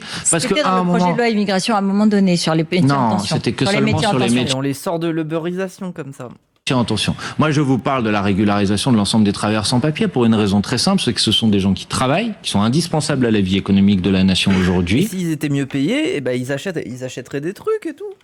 Ce sont des gens qui payent des cotisations sociales, ce sont des gens qui payent de la TVA et ce sont des gens qui ne peuvent pas profiter. Or, aujourd'hui, qu'est-ce qui se passe? L'OCDE le dit de manière très claire, sur les 10 dernières années, chaque année, l'immigration a rapporté 10 milliards d'euros à la France. Donc, j'assume de dire que par rapport à la proposition du Rassemblement national, je suis en désaccord complet et je combats cette proposition. Et je dis même qu'elle est hypocrite. Parce que la vérité, c'est que il y avait quelqu'un d'autre qui faisait comme Monsieur Bardella dans les débats médiatiques de la campagne électorale, c'était Madame Meloni en Italie. Et Madame Meloni en Italie, une fois qu'elle est arrivée au pouvoir, elle a organisé la venue de 500 000 travailleurs étrangers en Italie. Pourquoi? Parce sur 3 ans. La régularisation sur 3 ans, 450 000. Mais donc elle a fait son accord. Ah ouais, mais c'est quand même une régularisation, quoi. Avec l'Albanie. Donc elle l'a fait, vous en avez. Elle fait aussi son accord avec l'Albanie. Pardon, Pierre Servan, vous parlez de la loi séparatisme que vous voulez abroger. Est-ce que du coup vous abrogez aussi le décret qui interdit le port de l'abaya à l'école? Ah, oui. Je crois que sur ce sujet, vous m'avez interrogé, vous m'avez dit tout à l'heure que nous étions une coalition. Donc... Oui, par pitié. Nous sommes effectivement une coalition, donc je ne veux pas me prononcer sur ce sujet à la place des autres, puisque ce sujet n'est pas dans notre programme. Donc il n'est pas dans le programme. Ah là là, oh là là. Oh, tu vas me dire que le NFP, ils voudront pas supprimer ça. Ouais, ouais, bon, bref. Moi, personnellement, j'ai dit à l'époque mon opposition à cette mesure, que je trouvais inutilement stigmatisante. Je reste sur cette position, mais je ne veux pas engager l'ensemble des composantes de notre rassemblement sur une décision qui serait prise une fois notre arrivée au pouvoir. Vous avez entendu le gong. Merci transparent. Ruth. On a la précision. Donc effectivement, cette députée, cette candidate indique que ses propos ont été tenue dans un collectif où elle se trouvait. Mais il est en train de répéter ce qu'il a dit. Si j'ai bien compris. T'as juste à lui dire il a raison, quoi. Mais elle dément les avoir tenus elle-même. D'une certaine manière. On prend acte. C'est sa parole. Tant mieux. C'est sa parole. On prend acte. Ah bah oui, bah il était temps. Tant mieux. C'est sa parole. Tant mieux. Mais tant mieux, je suis d'accord. Tant mieux. On verra, hein. Ça prend acte, mais sur le prochain plateau, elle va ressortir l'argument, je pense. Tant mieux qu'elle reconnaisse. Parce que si ses mais propos elle était dans un endroit où on a prononcé ces mots-là. Et elle dit précisément dans ce communiqué qu'elle a... dans des petits dîners de cons, là, avec des fachos. Ça balance pas des dingueries aussi? Bon, bref. Demandé immédiatement à la personne qui les avait prononcées. Elle dit ça, elle a déjà été dans des dîners avec Zemmour, hein, oui, bon. Excuses et de les retirer. Et vous avez raison. Attendez, Ruth Crème, ne nous battons pas. Vous avez raison, tant mieux. Parce que si ces propos avaient été tenus par une candidate, ça m'aurait posé un gros problème. La question, c'est les compromissions avec le communautarisme, sur la place des femmes, sur l'homophobie, sur ces choses-là. Vous croyez, madame, c'est une question qui se pose à l'intérieur de votre famille. Vous croyez, madame, que c'est le communautarisme qui est aujourd'hui seul responsable de l'homophobie qui existe dans notre société? Vous savez, vous avez, pardonnez-moi de vous le dire, mais malheureusement, l'homophobie est un fléau contre lequel on lutte depuis des années et des années dans ce pays et contre lequel on va continuer à lutter et essayer d'en rendre responsable comme vous êtes en train de le faire en quelque sorte les musulmans. S'il y a bien un sujet où globalement ça va, ils ont toujours été ok, c'est les trucs LGBT, hein, ça va. Hein. Parce que c'est ce que vous êtes en train d'essayer de faire croire. Je trouve ça particulièrement non, pas de sous-entendu, pas de sous-entendu. J'ai pas l'impression que la FI, il a travaillé au corps sur les sujets LGBT, ils ont compris la plupart des problèmes. Hein. Les questions sont posées. Je réponds de manière très claire. Oui, vous répondez, mais si y a une chose. Oui, c'est les seuls aussi. C'est-à-dire, elle est dite. Vous voyez, elles ont été dites avec rien contre. C'était un échange franchement à Ruth Krief. Merci, Emmanuel Bompard. Je ne suis pas d'accord pour essayer de faire croire que ce serait le communautarisme qui serait responsable aujourd'hui des problèmes d'homophobie dans notre pays. Il faut lutter contre l'homophobie. Il n'est en rien responsable. Il n'est pas responsable de tout, mais il est en rien responsable. De manière générale, les religions ont sans doute une part de responsabilité dans l'homophobie. J'en suis d'accord avec vous. Alors, en fait, ça me fascine ce truc de le communautarisme serait, enfin oui, dans ce cas-là, on veut dire les musulmans, hein, sans les nommer. Mais désolé, mais il y a plus de gens qui deviennent homophobes parce qu'ils écoutent du Andrew Tate que de gens qui le sont par communautarisme. Enfin, je veux dire, c'est aussi un effet genre. Je précise que je ne l'ai pas dit. C'est comme non, mais c'est comme la députée, elle a dit qu'elle a pas dit. Alors vous ne me faites pas dire ce que j'ai pas dit. Eh ben si vous l'avez pas dit, c'est super. Voilà. Et au moins on va tous continuer à lutter contre l'homophobie parce qu'effectivement c'est une bataille et un sujet sur lequel il faut continuer à être mobilisé. Merci Manuel. Ok, bon, la grande confrontation. Ouais, c'était. Oui, bah écoutez, il a bien répondu, mais elle était nulle, hein. Elle était nulle, Ruth Krief aussi, hein. Avec son petit sourire de marchand de masques. Non, mais bon, c'était pas compliqué. On verra ce que ça donne au grand débat. Mais ça va être bien, ça va être musclé.